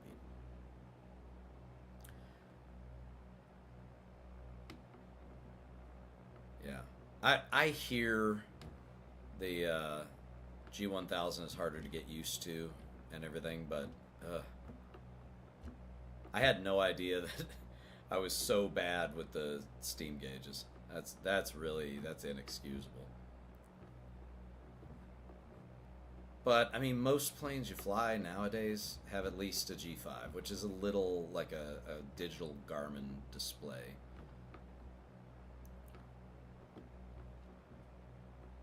We're about 100 above. Raising the nose to the horizon, adding a little bit of power. We're going to fine tune it. I'm going to keep myself about 90 knots. 1.6 and 1.5. Oh, there we are. Oh, there's some Uh, scattered clouds. Cumulus. Alright, coming down. That was a much better executed approach. Well, I'm going to see if I can keep on the Vazzies. I mean, it's as good a time as any to teach about aim point. Aim point is like usually about the top of your compass. So what you want to do is a little lower than that. What you want to do is put the place you want to touch down level with the top of your compass. Like right about here. We're way left of course now, so I'm going to correct to the right. And I'm going to... Oh, my cursor went away. That's all right. Come back to the right. We're high, so I'm going to pitch down. We're also fast, kind of. I can add extra flaps. Alright, that's 30 degrees of flaps. Whoa, that nose pitches way up.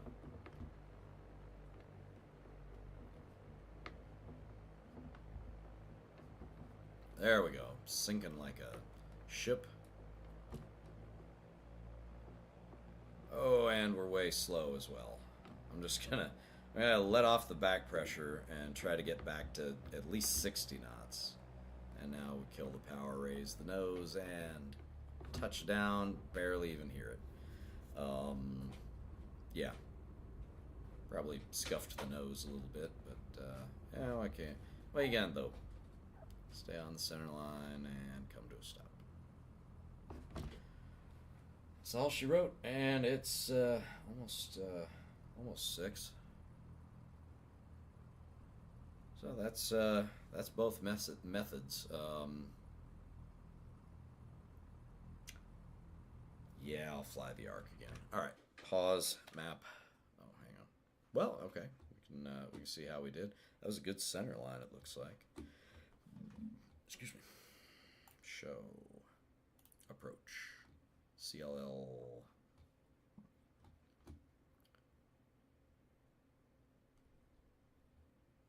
Was there no approach? ILS Cat 1. It's not what we did, though.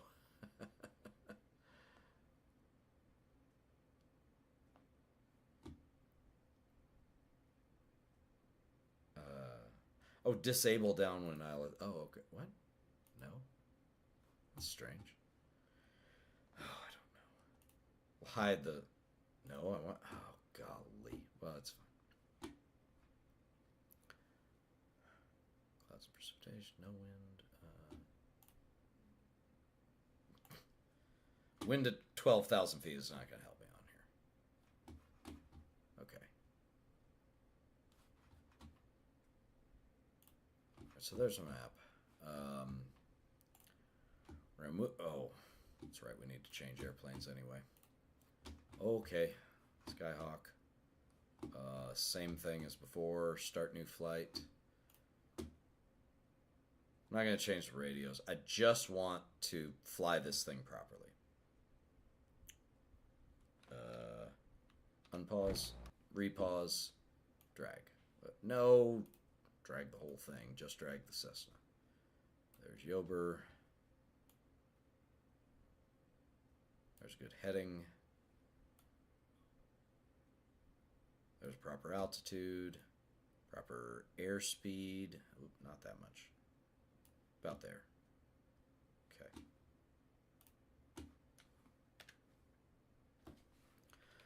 And no cheating. Zoom in a little bit so everybody can see. Okay, so direct College Station. Oh, yeah, okay. I can do it that way, where all I can see is that. I'm going to double check my frequencies. 113.3 and the number 2. And 110.55 and number 1. Excellent. So this is giving me my distance, and then this I need to go. Oh. Don't need you. This is oh, no. Oh, okay. Fine then. Push for cursor. Okay. Can I just find something near? Well. C L G H I J K L. Enter. Accept. Back up. Direct. Activate. Procedure. Approach. Back course 17. Enter. Via Yober. Enter. Activate. Okay, now we're just going to keep this up just so we know our distance to the next point.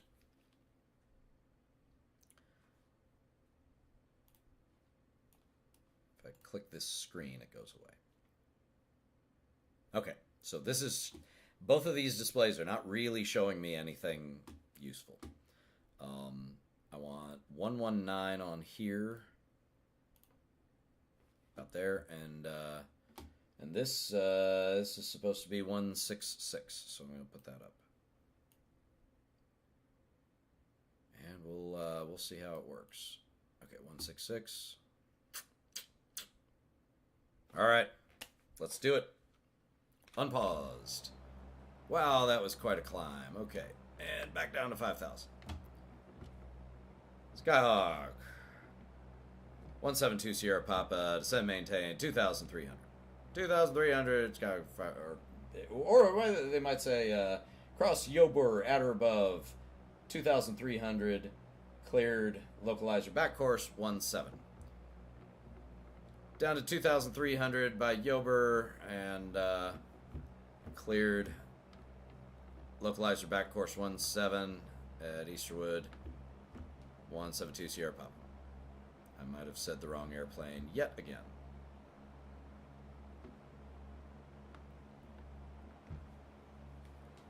Okay. Twist this around to 119, I guess. We'll just make a nice easy turn back to that direction, and we'll keep our descent going. Oh, okay. I hadn't moved the throttle. It's gonna set like a throttle position for you. And until you move it, it doesn't matter what your actual throttle position. My throttle was like idle because that was what it was when I touched down. So this throttle setting I had was completely unearned. Okay. So this is showing us still on centerline. This is showing us FAL. But I'm going to listen in for nav 1. Okay, we're slightly left, so I'm going to come to the right 5 degrees. And lower the nose slightly more. Trim to hold it.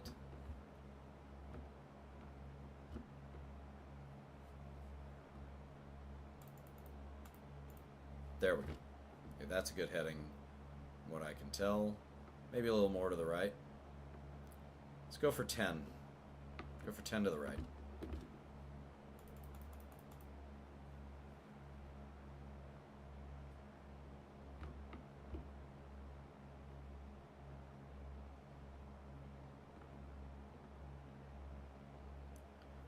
That's 900 to go. I want 2,300.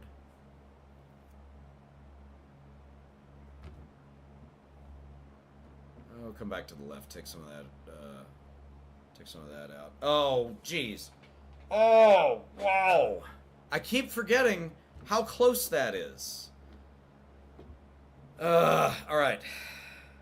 This is madness. I'm that far inside Yober. Okay, I'm going to put myself back at dripped.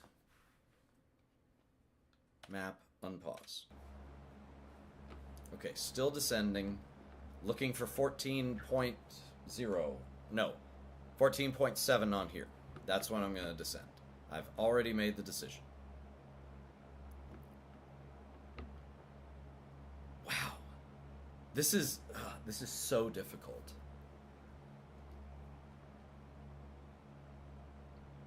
You know, I'm going to try it maybe with a 2 instead. No, I don't trust myself. I'm going to center myself with a from indication.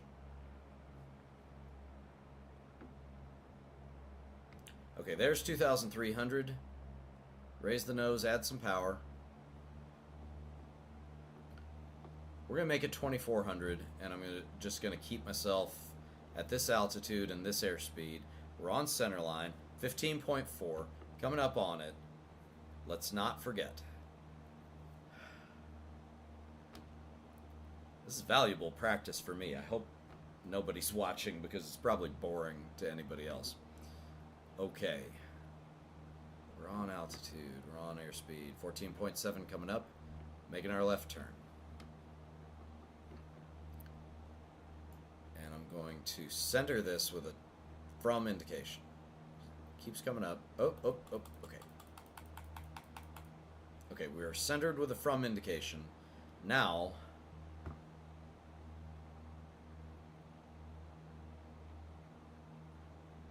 going to turn this way, and my next, let's see, 310. I want to see where that takes me. So 310. Yep. Yeah, it's behind me. Okay. We're at 14.0. Okay, I'm going to make my right turn. We're still at or above 2,300. Come back down just a hair. There we go. Okay, and that is now my heading. 14. We're at 14, and I've got my heading. So, whoa, and we're also pitched way up. So I'm going to lower the nose. These analog gauges are so touchy. I'm not used to that. I'm used to them being very, very responsive because we have digital gauges. Okay, all right, so we're centered. We're at 14.1, so I'm going to turn 10. 040, or no, 050, and I'm going to twist 10 to there. There we go. Okay, it's starting to make sense. Okay, 344 is going to be my last twist, Oliver. So, okay, and I'm a little bit outside, so I'm going to give myself an additional 5 degrees. There. Okay, we're going to try to hold that. Altitude's good. I'm happy about the altitude. Okay, you know what? I'm going to go to 070.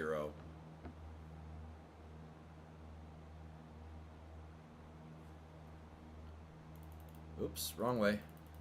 330 and 070. We're gonna go all the way out there because we're 14.2.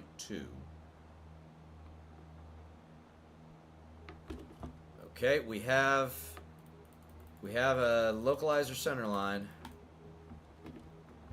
So what I'm going to try to do is when this starts coming in, I'm gonna make the turn. I may use 344. I may use that 344 radial. It's in another 14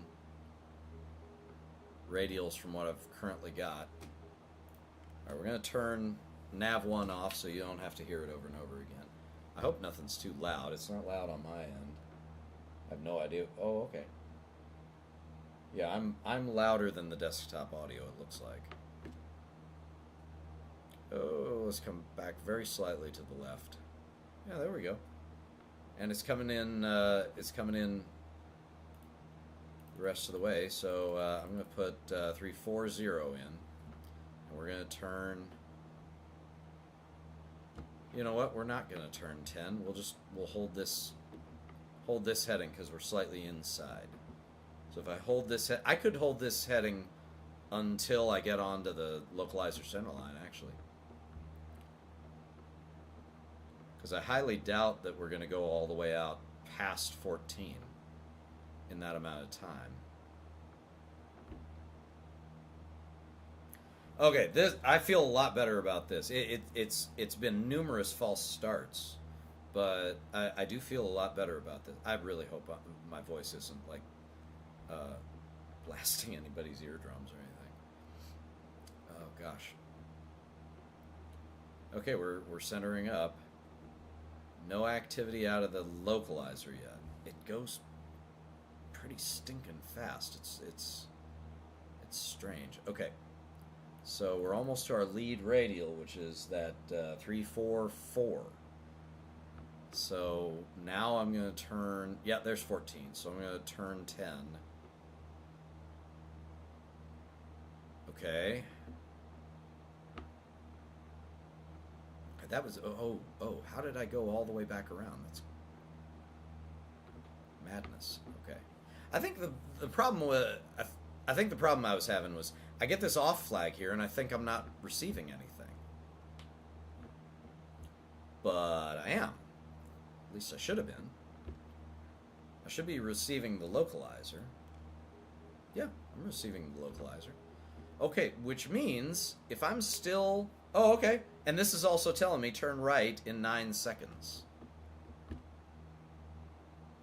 5 seconds. Okay, it's back again. No, I want this son of a gun to come in. Here it is. Okay, now it's moved. You gotta... Okay, you gotta turn like exactly when it starts moving, otherwise you're gonna overshoot. That is nuts. Okay, so it is not just me. It is not just me. This thing is wacky. Yeah. Okay, and it's about a 170. I'm gonna make a right to 170 because I'm probably gonna end up. Oh, I'm right on it. Okay. And I can go down to 2,000. Jeez. I am not used to instruments being this touchy. All right, and back up, back up, back up, back up. Here we are. Okay, I can turn you off. Okay. Turn you off, dead man. Okay. That's a Beatles reference. But only if you've heard them backwards. Okay. I am the line. Fly to the donut. Okay. 160. I don't want to adjust too much too fast. 160 and hold it. Now here I really ought to use the heading bug. Oh, hold it, hold it, hold it. Keep up, keep up, keep up. There we go. Okay, and I'm 7.5 miles from Bryan. When I'm 1 mile from Bryan, I'm going to configure.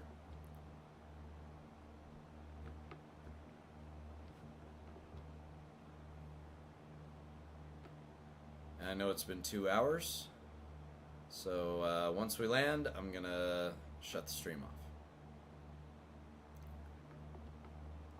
This has been a learning experience, and yeah, this is kind of why you definitely want proficiency with the kind of avionics that you plan on flying. It's not 100% required. It's not required for currency, but gosh, I would not right now. Not without quite a bit more practice. I would not try to. I would not fly using analog gauges in actual conditions right now. I'm not proficient enough.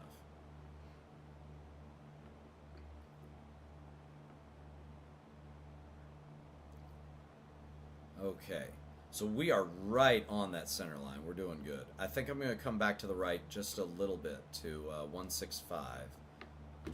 Because I think that should be... Or 160? Yeah, 165, yeah.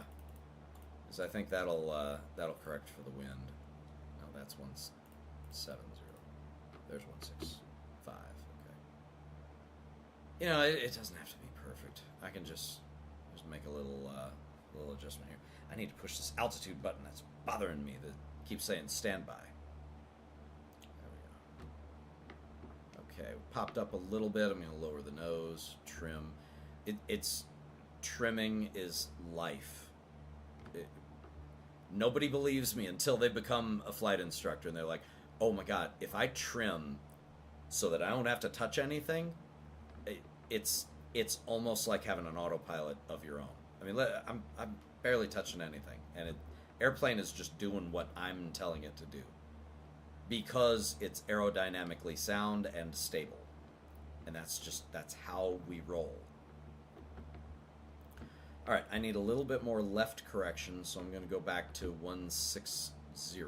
Well, that's way more than 160, but it's this little like light chop that I'm having to fight, which is actually kind of realistic. X-plane is so easy to fly if you put in just clear for your weather. If you give yourself like any amount of real world condition, any slight amount of turbulence, and suddenly it's not the easiest thing in the world to fly. Okay, now I need 17. No, not 170.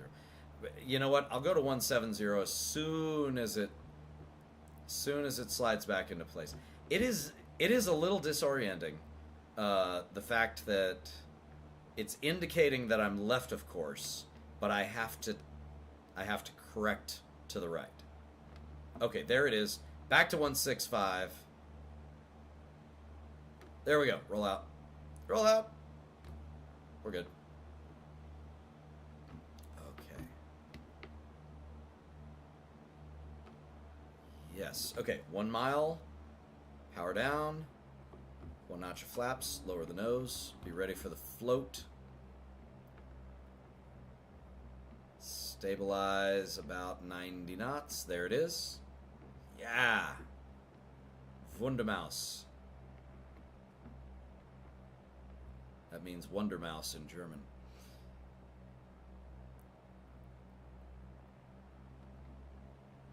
I like foreign words that are very, very close to English words. Because I will say the foreign words every single time. Okay, that's it. We are past Brian. Time to... Ooh, I don't want to descend that fast. Let's establish. We're going to descend nice and easy. Try to go for just a little more than 500 feet per minute. 1,000 is like craziness. Oh, and I need to correct to the right a little bit. And now I need to take that correction back out again. And I need to go back to the right because I over-under corrected. What's my altitude? 940. Okay, I'm going to watch it. Okay, 940 is right here. I'm going to call 100 to go right there. In real life, you don't have a cursor there, Ben. Okay, I'm going to take the correction out. Roll out. Continue the descent. No. Clear. Okay, Weven 3.1. What is Weven? Oh, Weven is the... oh, okay. 1 mile from Weven is the visual descent point, and we're 3 miles. And we're also way off to the right. Turn left, turn left, turn left. Okay, and we're also descending faster than I want to. Let's make it nice and easy. Oh, jeez. Okay, we still need a little bit more to the left. 160.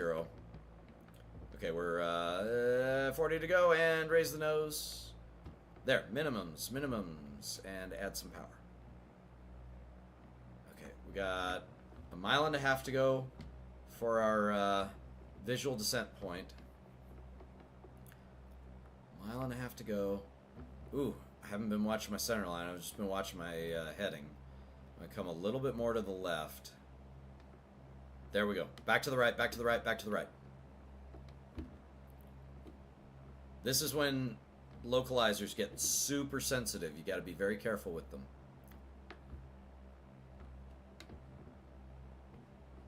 They don't like to hear that GPS is so much better. It's like when I was a navigator and pilots would start talking about this great job they had lined up with Southwest as soon as the war was over. Or how much they can't wait to transition to the C-17 because it's a much better airframe because they didn't have stupid navigators on board.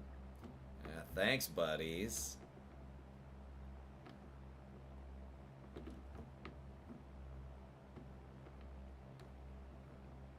Okay.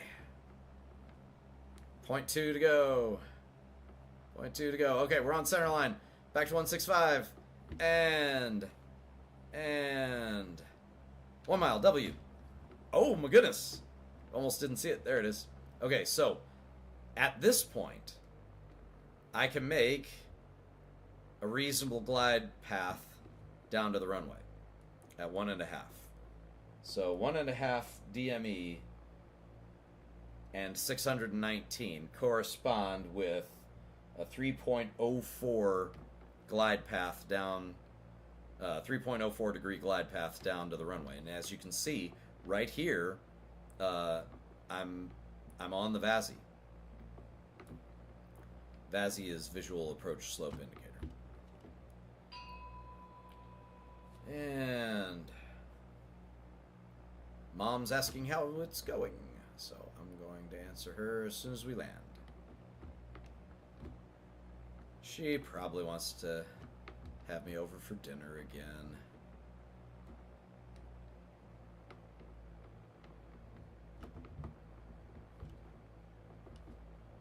I want to go to karaoke tonight, I think. But I don't know. Okay, we're slightly high. Put the power out a little bit. Man.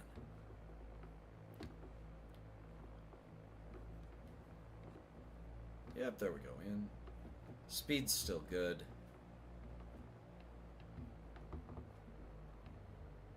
Alright, I'm going to make that last little transition. Pull the power, 2 notches of flaps. Fight the float. Down, and oh, I need some power. Oh, jeez. I don't know why I lost all that speed so quickly. That's fine. I shouldn't have touched anything. I was stable. We were on our way to the ground. Kill the power.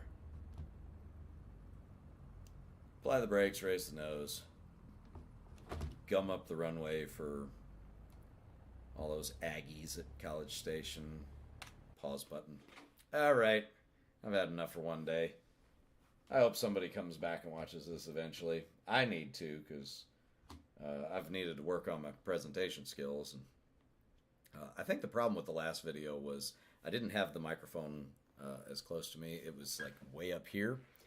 And so you could hear a whole lot more room ambiance. Hopefully it's not that case. I mean, there's going to be a little bit. You probably hear the fan, probably hear mouse clicks and things.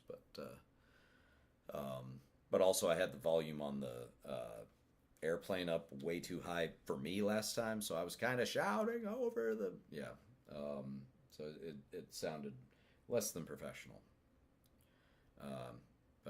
Yeah, okay, so that's turn 10, twist 10. That you got to see me like relearn how to make it happen. Yeah, that was that was a bit of work. Yeah, I'll probably stream again in the near future, another couple of weeks or something. Maybe next week, I don't know. But that's it for me.